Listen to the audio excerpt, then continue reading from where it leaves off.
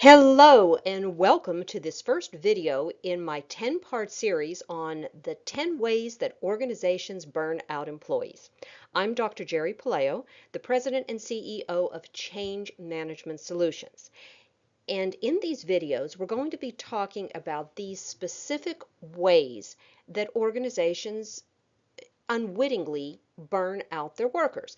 Now, today we're going to be talking about the lack of vision or direction in the way the company leaders manage their organizations.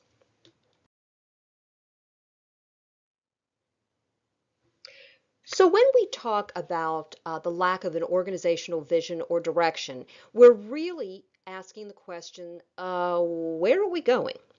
Well, in my research on employee burnout during organizational change, I found that a little over a third, or about 35.7% of my participants, specifically cited unclear vision or a lack of direction by the change leaders as one of the primary causes of their burnout.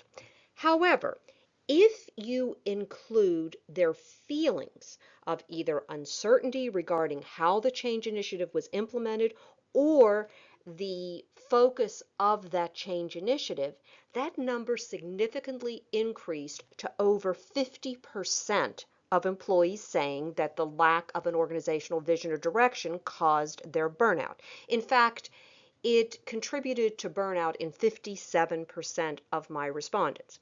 Now, when it comes to organizational change, the lack of a vision or direction for the change initiative is, not surprisingly, most strongly felt by change targets, or a little over 83% of my participants.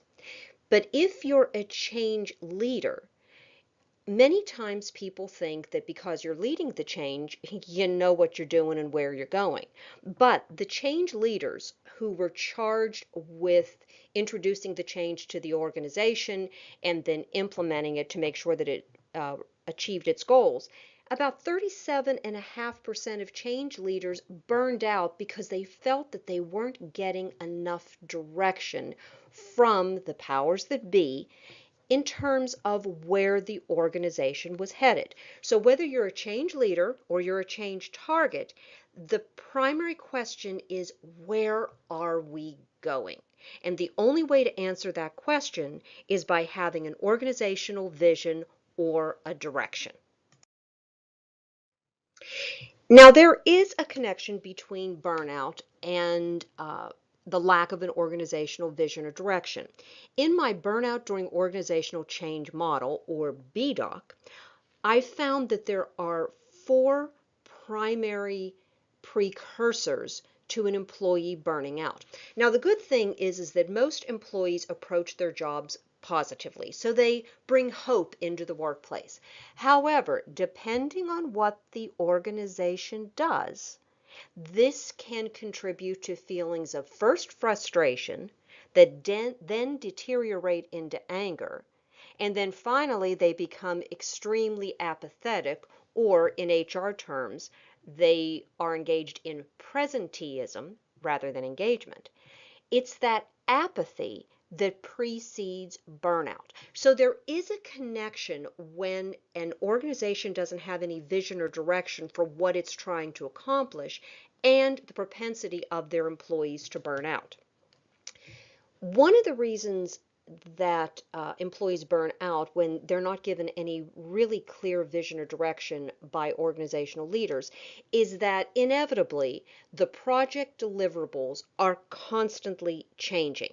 Now, when you think you're supposed to do one thing and then suddenly it's changed and you have to do something else, it's not surprising that initially you become frustrated, and if the organization is constantly changing what it says it wants to achieve, you'll deteriorate into outright anger prior to going into apathy and burnout. Also, when the deliverables are constantly changing, employees tend to work even longer work hours. The idea of a 40-hour work week is something of a pretty memory from the past. However, even though they're putting in the time, they feel that they're not accomplishing anything, or they're not really progressing towards what they were told their goals should be. And if the organization really doesn't have any vision or direction, the organization as a whole believes that it's not accomplishing what it wants to accomplish, nor is it progressing towards its desired outcomes. This creates anger and apathy, which are immediate precursors into employees suffering a full-blown burnout. Now, when employees burn out, this leads to organizational problems, such as damage to the financial viability, meaning that it can keep its doors open, profitability, meaning the company has additional money after all their expenses are paid, and probably most importantly in this day and age, the organization's sustainability, or in other words, are they going to be around in the future? Now, if the company has a burned out workforce and their profitability is deteriorating and they're operating in the red, this causes them to embark on workforce reductions. And these are often viewed as very unpredictable by employees. In fact, many HR professionals within the organization can't predict when the next round of layouts or downsizings will occur. It's very unpredictable. And when this happens, it loops back into the way the employees feel about their job, about senior leadership, and about the organization as a whole. And in many cases, this creates disengagement.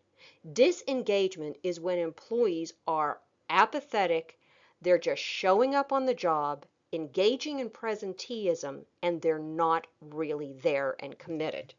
And when your workforce is disengaged, your culture becomes reactive rather than proactive and fear-based rather than based on trust. So there is a definite connection between burnout and the lack of an organizational vision or direction. So the question becomes, how do you determine which way you want to go? How do you create an organizational vision and direction that can lead employees to take the actions that you need them to take so that you can achieve the organizational goals that you want?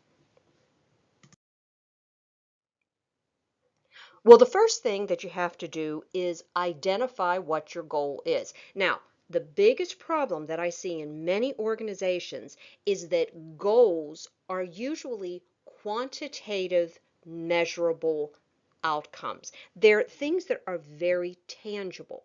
But when it comes to burnout, it's not enough to just say, oh, we want to increase profitability 25% over each quarter in the upcoming year. It's more than that. The goal has to be very clearly articulated as a vision or a destination point. When you define a goal in terms of quantitative metrics, that's very denotative, or kind of like a Webster's dictionary definition of what your goal is. But that is never going to inspire employees to put forth the additional effort that they need in order for the company to achieve its goal. So you need to articulate the vision that you have, or the goals or outcomes that you want to achieve, by using rich, connotative language. Connotative language has more of an emotional response and is values driven. So when you have this kind of rich, uh, clearly articulated vision, this is going to motivate and capture employees' imaginations. You want to captivate those innately human characteristics that go way beyond just doing the work, but enable employees to go beyond. And the only way that you can create language that will motivate and captivate their imagination is by understanding the needs of your employees, or in other words, the WIFM of the vision. And WIFM stands for what's in it for me. If you can't answer that, employees are not going to put forth the effort that's needed for the company to achieve its goals.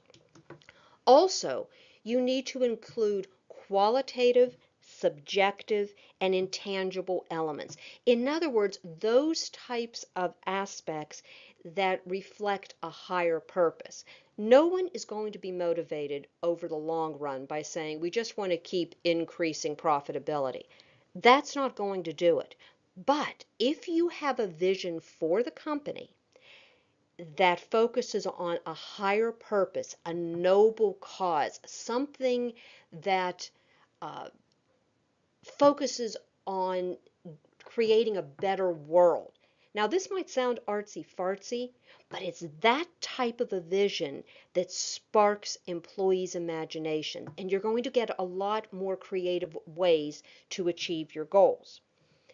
And finally, that clearly articulated vision or destination should not be made by senior executives alone. You need to incorporate input from all stakeholders. All the employees in the organization are going to feel the effects of the vision or direction that the company undertakes. And when you incorporate their input, this is called participative management, and it has been found to be one of the best ways to engage your workforce. So, the key takeaway when you're identifying and creating the goal, vision, or destination for the organization is don't just focus on the what, but also focus on the why. That why will be critical in employee engagement. Now, just creating the goal or vision simply isn't enough. You have to establish a path on which your employees can embark so that that goal will be achieved. Now, if you don't have a path, you create a free-for-all environment, an environment in which each employee does his own thing. There's a problem with that because everybody's going in different directions. It's inefficient and it's ineffective. And when you create the path, just like the vision, destination, or goal should not just be a what comprised of quantitative metrics, the path should not just be a list of due dates. You have to create something more than that. You need to create an action plan that also includes contingencies. Now, the contingency plans are oftentimes overlooked by organizations because we believe that if we really do our homework and we plan well, that it's going to be a very clear, direct path to achieving our goals. Well, guess what? Nothing is perfect. And life has a way of throwing in curveballs that can take you off path. So when you are developing that action plan, put some wiggle room in your due dates and include contingencies because things will happen. Now, the action plan should include a limited amount of strategic benchmarks. In other words, those benchmarks are the most important things that you need to include. If you have too many benchmarks, then the company is going to be very disjointed and unfocused. And when a company doesn't have that vision or direction, its employees are going to burn out because they really don't know where they're going or how they're going to get there. From those strategic benchmarks, you need to create operational contingencies for any probable internal or external challenges that can throw you off track. And this is a way of reinforcing the fact that projects rarely evolve as they planned. There's an old adage that airplanes are off course over 90% of the time, but they still end up at their desired destination. That's because they create contingencies or plans to put them back on track if something happens. When you're creating these plans, don't overlook the ideas and the suggestions of the employees who are going to be actually implementing that action plan. Again, this is a form of participative management, and it reinforces the fact that the people who are actually going to be doing it are the ones who know how to do it best. Now, some of you may say, yeah, but if it's a change initiative, particularly transformational change, the employees need to change the way they're doing things. That's true. But those employees probably already know what isn't working and already have ideas on how you can get back on track. When you incorporate employees' ideas into the actual action plan, this leads to the employees having the ability to create those tactical micro decisions on a daily basis that will keep the organization on track in the most efficient and effective way possible. This also reinforces the organization's trust in its employees. And when you trust the employees to do the right thing and make the right decisions, this encourages them to be more creative and innovative, and also will increase the speed by which the organization as a whole will achieve its goals.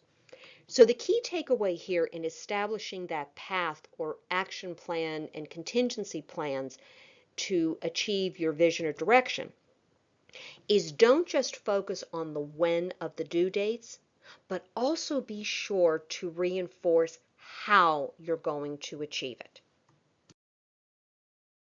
So Zig Ziglar probably said it best. It's a lack of direction, not a lack of time, that's the problem for most organizations. We all have 24 hours in a day, but it's what you do in those 24 hours that determines whether or not you will proceed directly towards the goal or vision that you've created for your organization. If you don't have a vision and you don't provide employees with direction, they're going to be burned out. And a burned out workforce will never achieve the goals that you've planned.